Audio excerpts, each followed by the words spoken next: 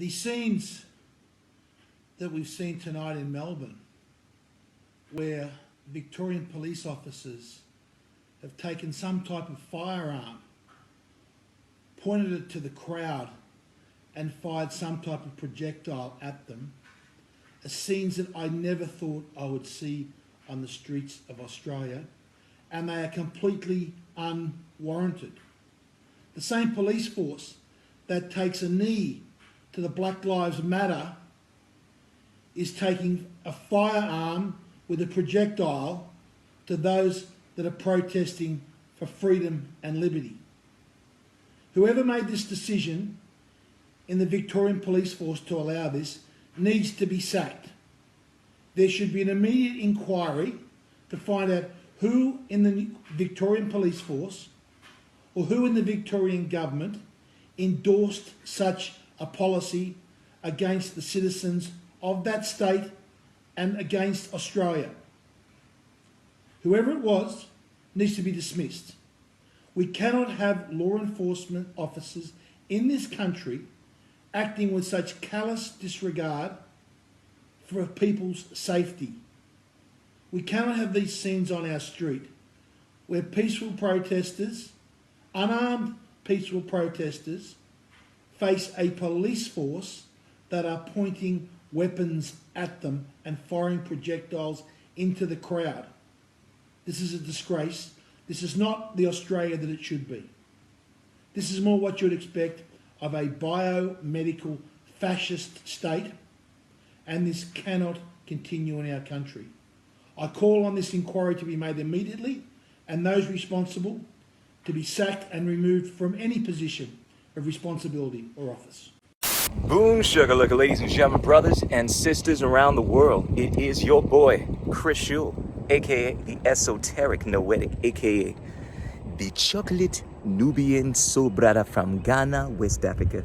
Dropping the wisdom and truth bombs here in Melbourne, Australia. Hey doggy, what's happening? Oh, I gotta tell you, ladies and gentlemen, there is nothing quite like being out in the open spaces, having the sun at your back, and having these beautiful creatures, these dogs, approach you with ecstasy, breathes life into you. Simple pleasures in life, right? But inversely, there is nothing more disheartening than living in a society where you were seeing tyranny, where you were seeing so many laws being enacted that violate your human rights, where you were seeing so many people act in fear, justify tyranny for safety. And this is where we are. This is where we are in the 21st century. We are in a society where there are so many laws that it's become impossible to know what the law is. One of the things that you will find is in a society overrun with tyranny and injustice, there are many, many, many laws. And they're arbitrary. In a society where people are living rightfully, there are very few laws. And one of the things that a lot of people are experiencing at the moment is they don't know what they're supposed to do. They don't know what laws they're supposed to abide by, right? I mean, we've had Luke Cornelius, the assistant commissioner, go back and forth in regards to whether or not protests are lawful.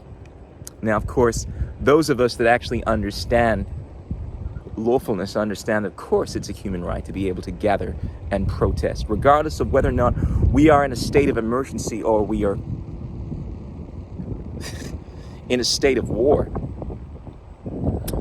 I mean, this is something that is a part of the Human Rights Charter, openly within the accepted laws of nations. But also, this is something that is a matter of natural law. But here we have, in Australia, the Victorian police arresting people because they were protesting. We have people that are being beaten up. We have children that are being pepper sprayed. And then, of course, we've had this new precedent that has been set where, I can't believe I'm saying this, we are seeing the Victorian police open fire on a crowd of protesters. Now, granted, these may be rubber bullets, but one of the things that we've been seeing is an escalation, right? I mean, of course, it was just a mask. And of course, the idea of the boom shakalaka passport seemed something of conspiracy theory fiction, but then soon it became a reality. And now we are on the verge of implementing mandatory boom shakalakas, so on and so forth. You get the idea. And look, a few months ago when I saw the Cuban government opening fire on a crowd of protesters, I thought to myself, what? But then I thought, oh, well, this is Cuba. They've been dealing with this fascist communist society for such a long time. I'm sure something like that wouldn't be happening in Australia, mate. At least not anytime soon. But one of the things that we are finding is that we are moving faster and faster into a society that will justify anything because of that talismanic word that is used time and time again. It's for your safety. You're endangering us. And I'm concerned to see what is going to be happening a year from now. Whether or not we're going to be turning into Cuba, where people are going to be fired. Not fired as far as losing their jobs because they won't get the boom shakalaka, but they're going to have bullets sprayed upon them because they are going outside, because they believe in their natural rights, because they will not submit to the will of tyrants. You know what's interesting is that history, as they say, doesn't necessarily repeat, but it rhymes. But what they don't tell us, at least what they haven't openly said, is that people have this ability to deny history, to deny inconvenient truths, so they do not learn from history. And of course, those that do not learn from history are doomed to repeat it. So here we have people all around the world submitting to the same things that have led to tyranny in the past, and then saying cliche platitudes like, it's different, it's for your safety, or look, mate, it's necessary. These are the arguments of tyrants. These are the pleas of rulers that do not care for liberty, do not care for your rights, but have allowed their fear to override that which is good, that which is right.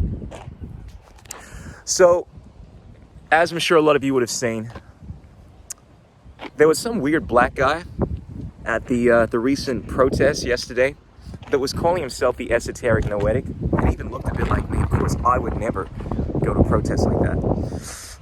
Therefore, all the momos out there, all the conspiracy theorists. But one of the things we saw was that there are a lot of people who don't buy into this narrative.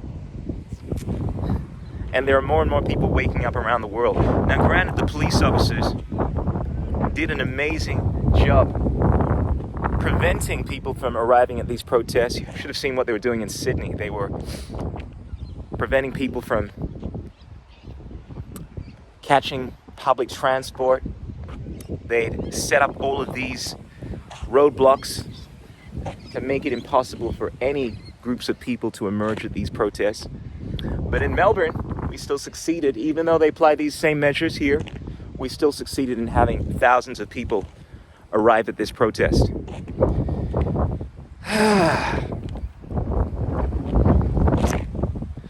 But it's become ever clear that the police officers, the state, are going to do whatever they believe is necessary in order to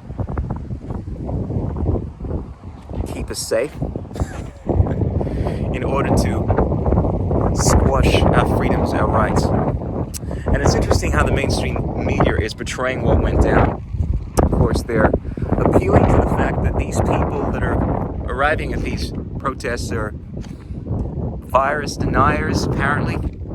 They are selfish people that... a bunch of momos. Look, no doubt, they're people that arrive at these things for many reasons, but fundamentally, these are people that believe in human rights, freedom, choice, justice, and actually want to hold the government responsible for what it is doing. A lot of people are under the idea that these are laws and therefore they should be obeyed, when in reality, when the laws are unjust, it is your duty, it is your responsibility to resist those laws. Ooh. Ladies and gentlemen, one of the things I want to talk about is something that I think we're going to be seeing very, very soon. The kind of justifications that are going to be used to round people up, whether it's opening fire on a group of protesters or people that just refuse to go along with these mandates, regardless of how unreasonable they are. One of the things that we've been seeing, and one of the things that we're going to continue seeing, is one, that people are endangering us. That by going to these rallies, they're putting lives at risk. Therefore, it's acceptable now to open fire, to kill them, even. Now, if you subscribe to that, I think you should respectfully do the human race a favor and relocate yourself to another planet, like Uranus, because clearly you are thinking out of your ass. We're setting a very dangerous precedent here. If the police force is willing to actually shoot people, I mean, think about it. Typically within the framework of the legal system, police officers cannot use force or an unnecessary amount of force, like shooting someone, unless, of course, they feel as if their life is on the line. So granted, they may beat you up, they may hurt you. You will never see, or you will rarely see, police officers using their firearm, unless, of course, they believe that you are going to harm someone immediately, not because you are some kind of walking mass spreader, but because you are threatening their lives, even though they're the ones that have initiated the violence. But we're going to start seeing this theme where they're appealing to the fact that they're endangering, or as in you momos, conspiracy theorists out there, are endangering the lives of these officers because you're not wearing a mask, you're a mass spreader, and therefore they're going to start justifying shooting you, I would imagine. This is what I see happening, and this is a very dangerous precedent that we are starting to see build up just from the arguments I'm hearing on the news. The other justification that I think we're going to be seeing is that it's all right to force people to undergo certain medical experiments because they don't know what's best for them, because they are mentally incapable. They believe in crazy things like conspiracy theories. When in actuality, I'm sure you're aware that more often than not, the people that are often defined as being conspiracy theorists, these catchphrases that are used by people that don't want to have an actual honest conversation with you, these are the people that tend to be more well-researched and have an understanding of what is going on. Ladies and gentlemen, yours truly, the Chocolate Nubian, is no conspiracy theorist, as much as I use that word.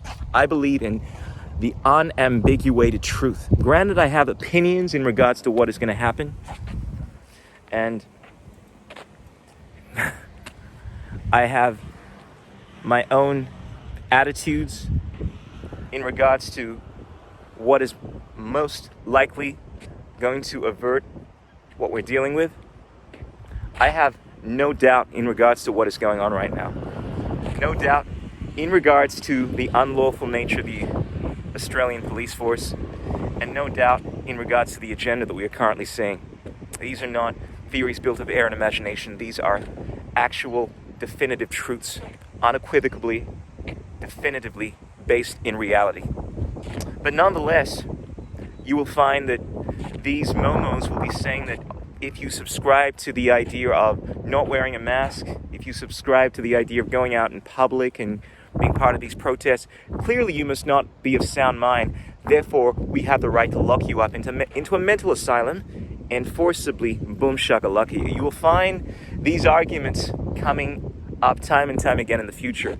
Anything to justify that it is acceptable to either force people into submission, to boom shakalaka them, or to shoot them. And I should remind everyone that you should not buy into these arguments, and it's incumbent upon you to resist this tyranny. I think we're reaching a point where peaceful resistance is going to be impossible. What did JFK say? Those that make peaceful revolution impossible make violent revolution inevitable, or something along those lines. I think you get the idea. But we are definitely moving into a point where there is no option other than to submit your freedom to these tyrants or to actually fight. Now, I know a lot of you out there are going to be calling for people like me to just shut up, stay at home, or leave the country, mate. What are you doing here, mate? Go back to Africa. Well, ladies and gentlemen, there are some people that lived in this country that would have been willing to die for what it stood for. The Anzacs, many people that have been here, even before the Aussies, the indigenous people that believe in their own way, in the land, in the freedom of people to move freely throughout the lands and so forth, that would have died for these freedoms. And now they're being placed into a situation where they would rather die than submit to the tyranny that has befallen this country. And it is a sad place that we are in. But I would urge people to remember that there are more people waking up every single day. That there are three things that cannot remain hidden for long: the sun, the moon, and the wisdomatic truth bombs of your chocolate Nubian soul brother. So smile despite how dark things may seem, and realize that the truth will come out. Realize that whereas they may hold your body, they may try to shut down your thoughts, you cannot hold down the human spirit. You cannot prevent the animating force of God to work through you. Boom shakalaka, ladies and gentlemen, freaks and geeks, brothers and sisters around the world. Surya namaskara, namaste. Have an amazing week. And I salute all of the light workers, all the lovers of freedom out there that are standing on the river of truth and saying no to the tyranny. Oh, much love, kisses, hugs, and belly rubs from yours truly, the chocolate Nubian soul brother. Mwah!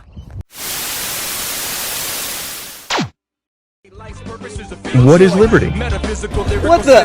Who says you can't build muscle on a vegan diet? What's it like being a hottie in the vegan community? There are no political solutions, only technological ones. The economics of the system don't allow multiple competing systems to survive. Engineering, technology, these arts of humanity, they are magic.